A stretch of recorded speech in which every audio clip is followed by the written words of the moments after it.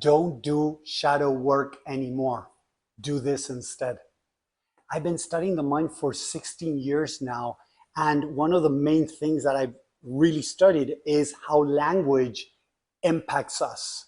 And I want to give you some examples for you to understand. When somebody talks to you, right, if they come to you and say, oh, what you're doing is wrong, the language that they're using could sound judgmental, could sound criticism, could feel rejection, and it puts people into this defensive mode, okay?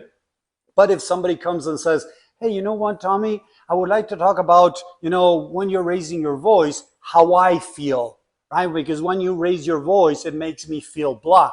Now, I might not feel so, in a way, judged, criticized, rejected, and I might be open to listening to what the other person has to say. So think about how you react when how people communicate, right? So what does that have to do with shadow work? When we think about shadow work or, finding our darkness, a lot of people shut down to that and don't want to do it because they feel threatened by the idea that they're going to find some flaw, something bad within them, shadow work or dark work, right? So what I realize is that when we go within to heal, we go find a little Tommy, something that happened in my past that is still reliving as if it were happening now because of how the mind works. So instead of doing shadow work, what I invite people to do is light work. Why? Because when you go within, go find little Tommy, that is a part of my light. That is a part of who I am.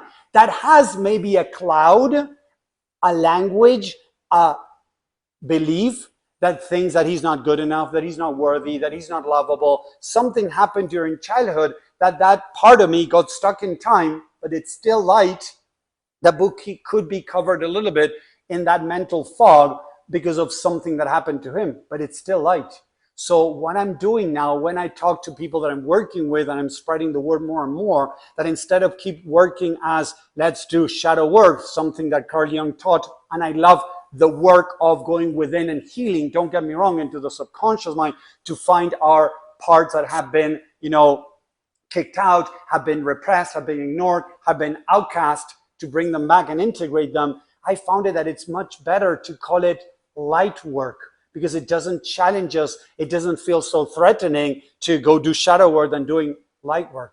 So I hope that makes sense. Check it out. Let me know in the comments what you think. And if you want to learn more how to do light work, how to integrate the parts of you from the past that are unresolved, check the link in my profile that I share a free training with insight and tools to start making changes. Thank you very much. Let me know what you think.